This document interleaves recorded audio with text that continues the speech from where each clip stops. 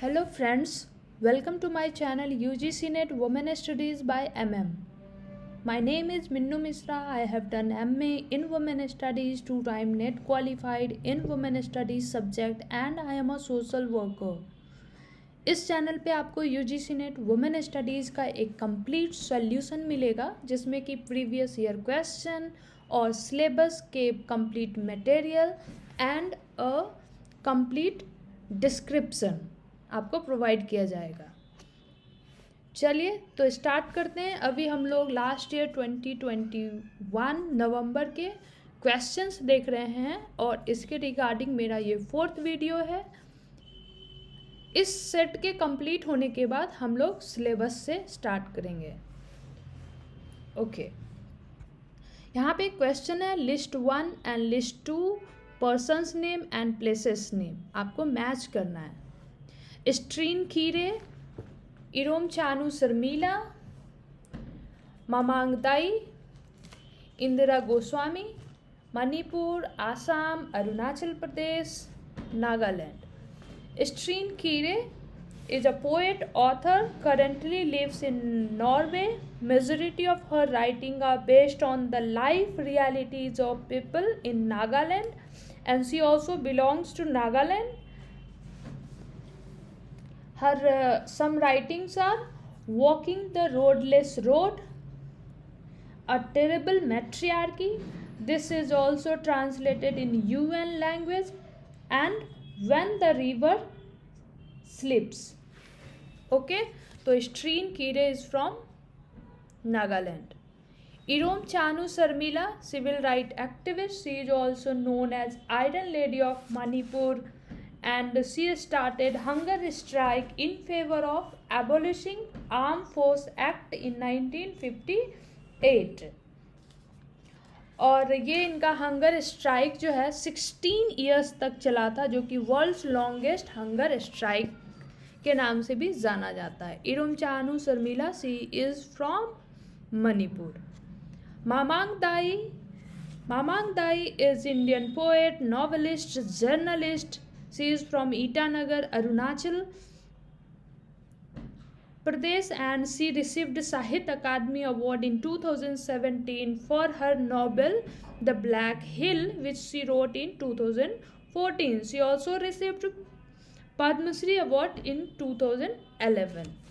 So Mamang Dai is from Arunachal Pradesh. Indira Goswami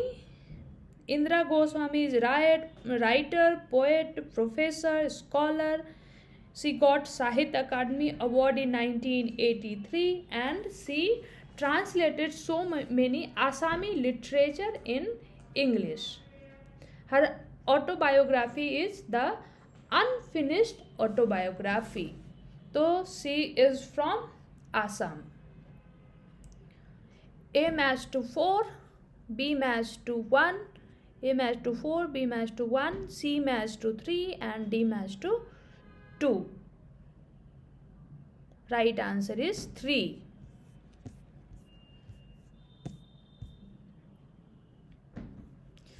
According to the World Economic Forum report 2019, which country is ranked first for the 11th time in a row for gender equality?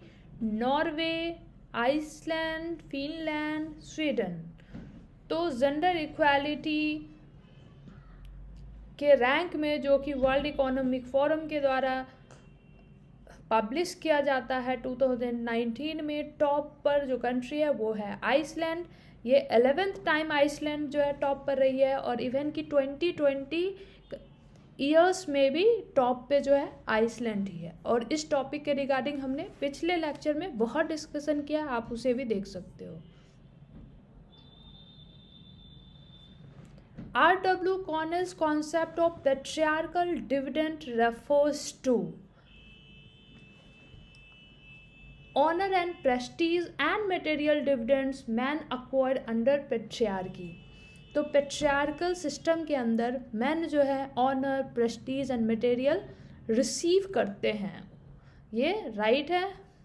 The dividend is universally distributed among man and women. ये universally distribution नहीं है, हम लोग देख सकते हैं कि बहुत सारे मेन कम्युनिटी भी हैं जो कि सबॉर्डिनेट पोजीशन पे हैं, और बहुत सारे दूसरे मैन जो है डोमिनेंट पोजीशन पे हैं, जो कि दूसरे मैन कम्युनिटी को वो सबॉर्डिनेट पोजीशन पे रखते हैं। तो ये यूनिवर्सली डिस्ट्रीब्यूटेड नहीं है, इसलिए ये गलत होगा। Not all man receive the same share of patriarchal dividend, तो यही मैंने अभी बताया, तो ये क्या हो गया, राइट हो गया। All man gain in the same way और in the same degree, all man नहीं गेन करते हैं, ठीक है, तो ये क्या होगा, गलत हो जाएगा। Right answer is A and C 1। R.W. Connell's का हेजेमोनिक मैस्कुलिनिटी कॉन्सेप्ट भी बहुत फेमस है, इसके रिगार्डिंग प्रीवियस ईयर में लगातार क्वेश्चन आए हैं, तो इस पॉइंट को हम थोड़ा और भी देखते हैं। Patriarchal dividend coined by Australian masculinities study scholar R. Connell. The term refers to men's privilege occurs in society that favor men either directly or indirectly. It refers the benefit they derive from their situation as male who are given more status, power and resources than women, right? Then the concept of hegemonic masculinity has been used since early 1980s to explain men's power over women. तो इन दोनों ही concept में एक similarity आपको देखने को मिल सकती है।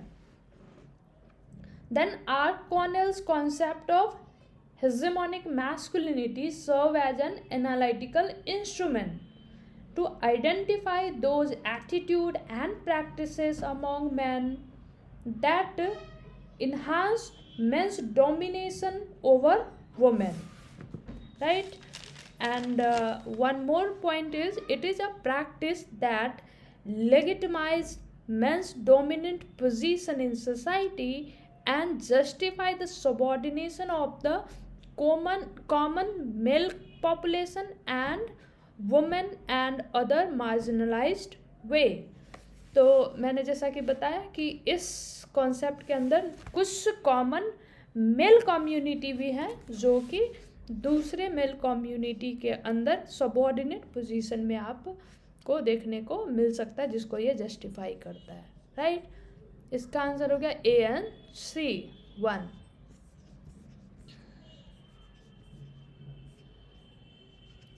Arrange the following in order of sequence under the NABARD self-help group scheme of support: Micro Enterprise Development Program, Livelihood Enterprise Development Program, Village Level Program and NABARD Financial Services।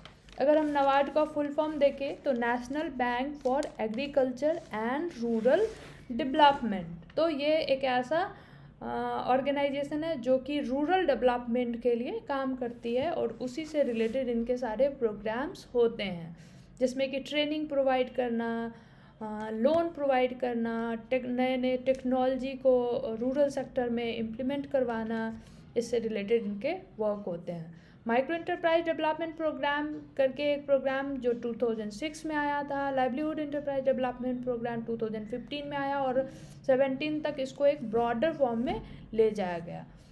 Village level programme मुझे ऐसा कुछ दिखा नहीं, but एक farm sector promotional fund programme था जो कि village level based था, जो कि 2014 में आया।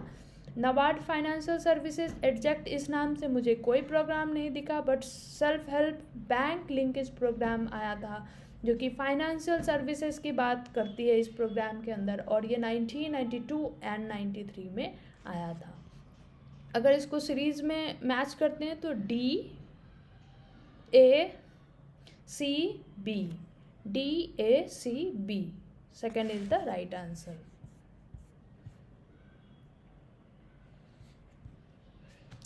Which type of research design was popularized by Nobel laureate Abhijit Banerjee, Esther Duflo and Michael Kremer? Diagnostic research design, exploratory research design, descriptive research design and randomise control design. इस question का answer जानने के लिए हम the Hindu paper में छपा हुआ एक न्यूज़ कटिंग पढ़ते हैं। The new economics Nobel laureate Abhijit Banerjee, Esther Duflo and Michael Kremer are considered to be instrumental in using randomized control trials to test the effectiveness of various policy intervention to alleviate poverty। तो poverty alleviation program को लेके इन लोगों ने randomise control design का trial किया जो कि बहुत ही सक्सेसफुल रहा, और इसके लिए उनको 2019 में इन सभी को एक साथ 2019 में Nobel prize in economic science awarded किया गया। और they all these scientists introduced a new approach to obtain reliable answers about the best way to fight global poverty। ठीक है, तो ग्लोबल पोवर्टी से फाइट करने के लिए रेंडमाइज कंट्रोल टेक्निक्स का इस्तेमाल किया गया जो कि बहुत सक्सेसफुल रहा। Randomise control design is the right answer 4। आगे बढ़ते हैं। Atlas TI and Vivo R package are example of computer assisted qualitative data analysis software, quantitative software, statistical method and research design। तो अगर हम सर्च करते हैं कि क्वालिटेटिव डाटा एनालिसिस सॉफ्टवेयर अभी के टाइम में कौन कौन से यूज़ होते हैं, तो आपको टॉप पे ही ये दो आपको देखने को मिलेंगे। Top qualitative data analysis software, अब यहाँ पे आप ये लिस्ट याद रख सकते हो, जिसमें कि टॉप पे ही है NVivo, Atlas.ti, Provels research text analytical software, Quirkos, MaxQDA and बहुत सारे और। Right answer is computer based qualitative data analysis software. ये दो जो हैं क्वालिटेटिव एनालिसिस वाले सॉफ्टवेयर हैं। आगे बढ़ते हैं। इसमें दिए हुए आंसर आप ना देखें क्योंकि बहुत सारे सही भी हैं, बहुत सारे गलत भी हैं। Which of the following United Nations organization is dedicated to gender equality and the empowerment of women? UNICEF, UNDP, UN Women, यूनिफेम। तो अगर हम इसका राइट आंसर जो है वो 3 हो जाएगा, और अगर हम UN वुमेन का पूरा नाम देखते हैं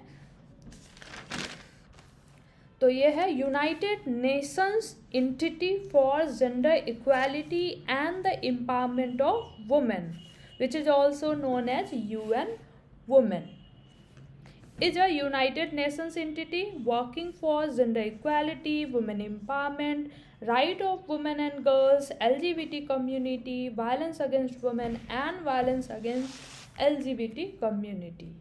ठीक है, इसके हिस्ट्री की बात करें, UN Women was established by the merge of United Nations Development Fund for Women, which in short is known as UNIFEM, and other entity and became operational in 2011। तो 2011 में यूनिफेम और कुछ और एंटिटीज़ को मिला के UN वुमेन का foundation रखा गया, and its current executive director is Sima Sami Bahous, जो कि अभी लास्ट 2021 में ये एग्जीक्यूटिव डायरेक्टर बनी हैं। ये भी आपको याद रखना चाहिए क्योंकि इससे रिगार्डिंग अगले एग्जाम में क्वेश्चन आ सकते हैं।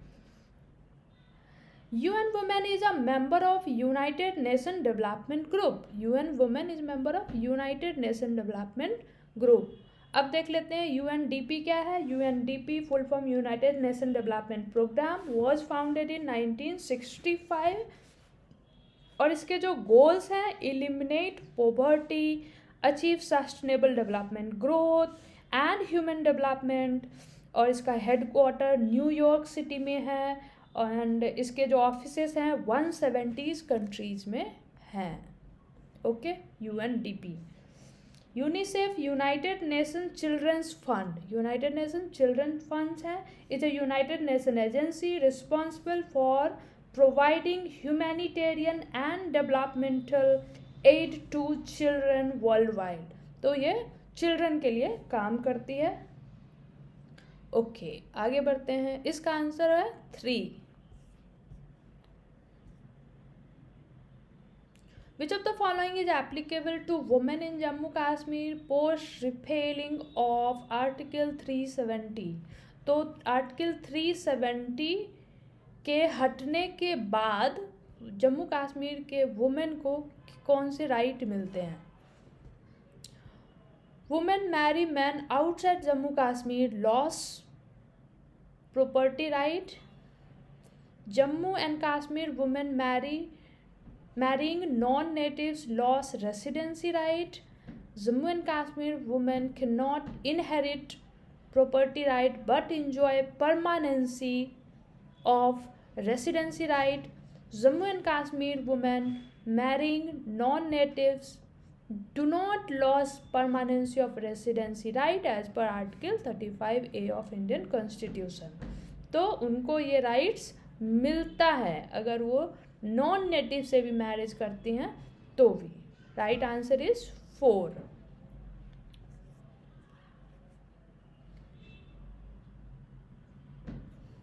According to medical termination of pregnancy amendment bill 2020, what is the requirement for terminating pregnancy between 12 to 20 week? Advice of 2 doctor, advice of medical board, advice of 1 doctor, advice of 3 doctor। तो सबसे पहले हम देख लेते हैं medical termination of pregnancy act जो है 1971 में आया था, जिसमें कि 2020 में अमेंडमेंट भी हुआ है। ये एक्ट क्या है? The act regulates the condition under which a pregnancy may be aborted. The bill increased the time period within which abortion may be carried out। तो ये एक्ट जो है कुछ कंडीशन के तहत वुमेन को प्रेगनेंसी अबॉर्ट करने का राइट देती है, और अभी जो अमेंडमेंट हुआ है इस टाइम पीरियड को इंक्रीज किया है। तो बिफोर बिल, ये जो बिल आया था उससे पहले क्या थे इसमें law? Abortion requires the option of 1 doctor if it is done within 12 week and 2 doctor if it is done between 12 to 20 week। तो अगर 12 वीक के अंदर आपको अबॉर्शन करवाना है तो 1 डॉक्टर का सजेशन चाहिए। 12 to 20 वीक के अंदर आपको अबॉर्शन करवाना है तो 2 डॉक्टर्स के सजेशन चाहिए। The bill allow abortion to be done on the advice of 1 doctor up to 20 week. तो इसमें अब इंक्रीमेंट किया गया है कि अगर आपको 20 वीक तक अबॉर्शन करवाना है तो 1 डॉक्टर के सजेशन से आप करवा सकते हो, और 20 to 24 वीक के बीच में आपको अबॉर्शन करवाना है तो 2 डॉक्टर के सजेशन से आप करवा सकते हो। और आपको अगर 24 वीक से ज़्यादा में अबॉर्शन करवाना है तो इसके लिए आपको स्टेट लेवल मेडिकल बोर्ड से परमिशन लेनी पड़ेगी। और सब्सटेंशियल फीटल एबनॉर्मलिटीज़, अगर कुछ फीटल एबनॉर्मलिटीज़ होती है, बच्चे में दिक्कत होती है, तो इस कंडीशन में आपको अबॉर्शन के राइट मिल सकते हैं जो कि आपको मेडिकल बोर्ड से लेने पड़ेंगे। तो आपको 12 to 20 वीक के लिए जो नया अमेंडमेंट आया है उसमें 1 डॉक्टर से ही आपको सजेशन लेना पड़ेगा। 3 is the right answer, advice of 1 doctor. Gender sensitization is a basic requirement to understand the sensitive need of all gender। हो सकता है examine the personal attitude and beliefs and question the social realities। हो सकता है to reinforce gender stereotype in all sphere। Gender stereotype को कह रहा है कि ये रीइंफोर्स करता है, जो कि बिल्कुल गलत है। जेंडर स्टेरियोटाइप हमारे सोसाइटी में जो एक सही गलत कुछ भी अवधारणाएं होती है वो कंटिन्यूअसली चली आती है, उसमें हो सकता है वो गलत अवधारणाएं ही हो, तो उसको ये जो है ऑब्जेक्ट करती है। तो ये जो है गलत हो जाएगा। To establish patriarchy in everyday life, ये पेट्रियार्की को एस्टैब्लिश नहीं करती है, बल्कि ये लोगों को सेंसिटाइज करती है अगर सोसाइटी में कुछ गलत हो रहा है उसको लेके, तो ये भी गलत है। तो A and B is the right answer, second. आगे बढ़ते हैं। अगर हम जेंडर सेंसिटिविटी की बात करें तो बेसिकली ये क्या है, gender sensitivity is the process by which people are aware of how gender play a role in our life, and it is basically also related to gender empowerment and gender equality.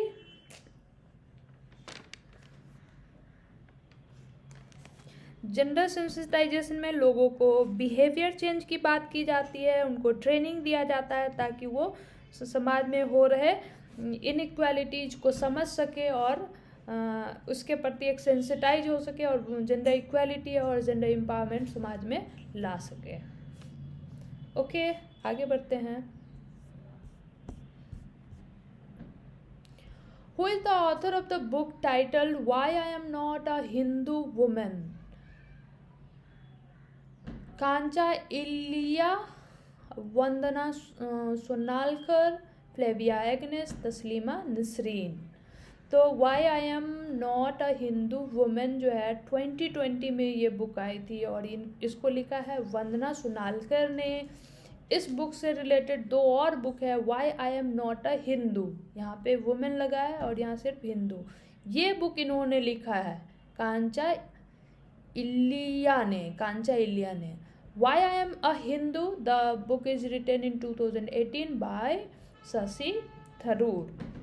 चलिए आगे बढ़ते हैं। Main reason for women work being. अभी हम लोग अब यहीं पे कंक्लूड करेंगे अपने लेक्चर को। जल्दी मिलेंगे अगले वीडियो में। अगर आपको मेरा ये वीडियो पसंद आ रहा है तो प्लीज़ आप इसे लाइक करें, शेयर करें, अपना कमेंट दे, अपना फीडबैक दे कि इसको और कैसे इम्प्रूव किया जा सकता है। जल्दी मिलते हैं दूसरे लेक्चर में, तब तक के लिए बाय, टेक।